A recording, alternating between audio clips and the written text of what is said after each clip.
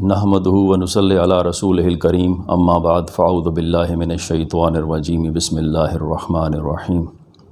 ما کان محمد ابا احد من رجالکم ولکن رسول اللہ وخاتم النبیین قال رسول اللہ صلی اللہ علیہ وآلہ وسلم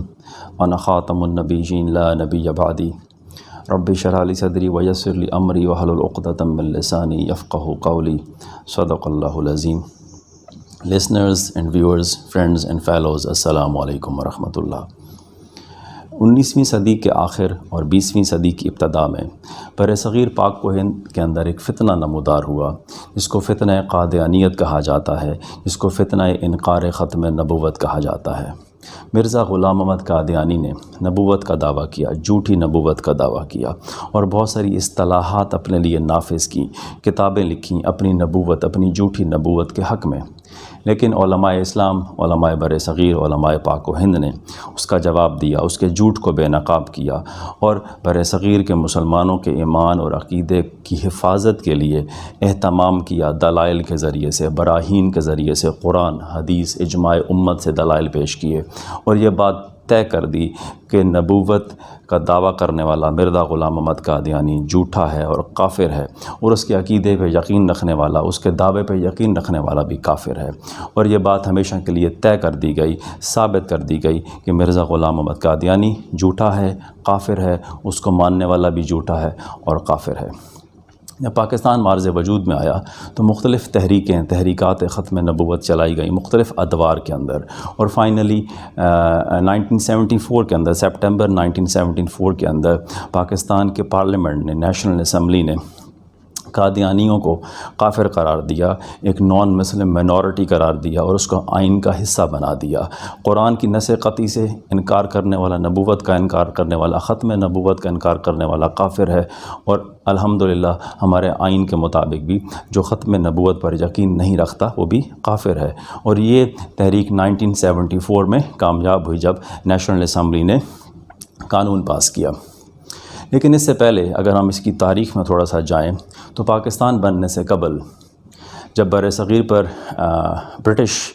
رول کا زمانہ تھا تو بہاولپور، ریاست بہاولپور جو مجموعی طور پر ایک انگریز نظام کے تحت تھی لیکن ایک الگ ریاست تھی، ایک الگ اسلامی ریاست تھی، اور جہاں کا جو نظم و نسق تھا وہ نواب آف بہاولپور کے تحت چلایا جاتا تھا۔ 1926 کے اندر ایک واقعہ ہوا، اس کی تھوڑی سی روداد میں آپ کو بتا دیتا ہوں، اور تفصیلات کے لیے میں آپ کو آج ایک کتاب بھی ریفر کروں گا۔ بنیادی طور پہ بہاولپور کے ساتھ ایک علاقہ احمد پور شرقیہ، وہاں پر ایک عالم رہتے تھے، ایک عالم دین مولانا الہی بخش۔ انہوں نے اپنی بیٹی، اپنی کم سن بیٹی کا نکاح، جس کا نام غلام عائشہ تھا، عبدالرزاق نامی شخص سے کیا۔ وہ عبدالرزاق بنیادی طور پہ ان کا رشتہ دار بھی تھا، ان کی فیملی ممبر تھا۔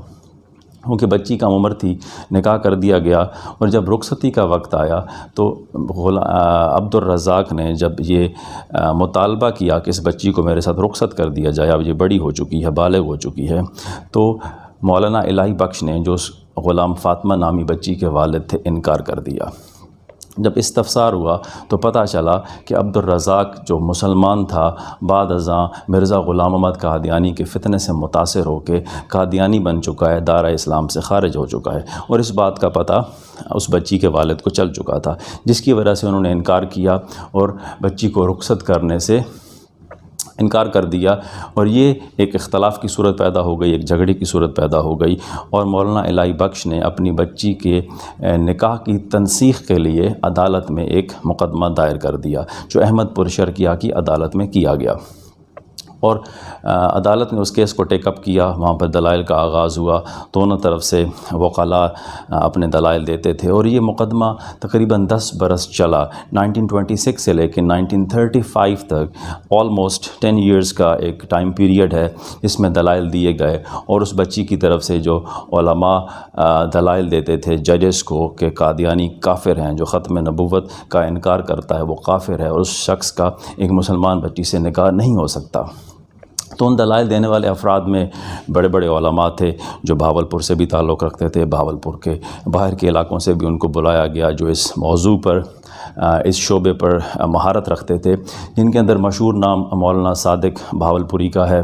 مولانا عبدالوفا شاہ جہان پوری کا ہے، مولانا غلام محمد گھوٹوی کا ہے، جو بنیادی طور پہ اس زمانے میں جامعہ اسلامیہ جو اب اسلامیہ یونیورسٹی بہاولپور ہے اس کے رئیس الجامعہ تھے، وائس چانسلر تھے، اور بہت بڑے عالم تھے، بہت بڑے محدث تھے۔ آج بھی ان کے نام سے منسوب ایک ہال ہے اسلامیہ یونیورسٹی بہاولپور کے اولڈ کیمپس میں، جس کو گھوٹوی ہال کہا جاتا ہے، جس کو منسوب کیا گیا ان کے نام سے، ان کی خدمات سے۔ انہوں نے دلائل پیش کیے، انہوں نے بہت عرصہ اس مقدمے کی پیروی کی۔ اسی طرح سے ایک بہت بڑا نام امیر المحدثین حضرت علامہ انور شاہ کاشمیری رحمہ اللہ تعالیٰ، جو ہندوستان سے اس وقت جو ڈھابیل سے تشریف لائے، جو علیل تھے، بیمار تھے، لیکن بہت بڑے محدث تھے، بہت بڑے اہل اللہ تھے، انہوں نے اپنے دلائل پیش کیے، اور 10 سال کا عرصہ یہ دلائل پیش کیے جاتے رہے، اور فائنلی بہاولپور کی عدالت نے 1935 میں جسٹس محمد اکبر خان نے یہ فیصلہ سنایا، جس کے تحت قادیانیوں کو براہین کی روشنی میں کافر قرار دیا گیا۔ جو ختم نبوت کا منکر ہے وہ کافر ہے، اور یوں اس بچی کا نکاح اس عبدالرزاق نامی شخص کے ساتھ اس کو فسخ کر دیا گیا، اس کو ختم کر دیا گیا، اس کو نلیفائی کر دیا گیا، اور یہ بات ایک اصول کے طور پہ سامنے آ گئی، قانون کا حصہ بن گئی۔ اور یہ سعادت بہاولپور کو ملی، جو پاکستان بننے سے پہلے جب سے فتنہ قادیانیت سامنے آیا، ابھرا، تو برصغیر پاک و ہند کے اندر سب سے پہلے جو قانونی شکل دی گئی، جو کسی قانون کے تحت کسی عدالت کے ذریعے قادیانیوں کو کافر قرار دیا گیا، وہ بہاولپور کی ریاست میں کیا گیا، اور جسٹس محمد اکبر خان نے وہ فیصلہ سنایا، اور 10 سال اس پہ دلائل پیش کیے گئے، اور بڑے بڑے علماء نے آ کے دلائل پیش کیے، اور جس میں نے ذکر کیا کہ علامہ انور شاہ کاشمیری کا قد کاٹ اس میں بہت نمایاں ہیں، ان کی خدمات اس سلسلے میں بہت زیادہ ہیں۔ بعد ازاں ان تمام پروسیڈنگز کو، ان تمام دلائل کو کتابی شکل میں جمع کیا گیا اور شائع کیا گیا، تاکہ عام لوگوں تک یہ دلائل پہنچ سکیں، لوگ اپنے عقائد کے تحفظ کے لیے، اپنے ایمان کی مضبوطی کے لیے ان دلائل کو پڑھیں، اور ختم نبوت کے منکرین کے ساتھ اگر کبھی گفتگو کرنی پڑے، کبھی بحث مباحثہ کرنا پڑے، تو ان دلائل سے افادہ کیا جائے۔ آج اسی سلسلے میں یہ کتاب لے کے آیا ہوں،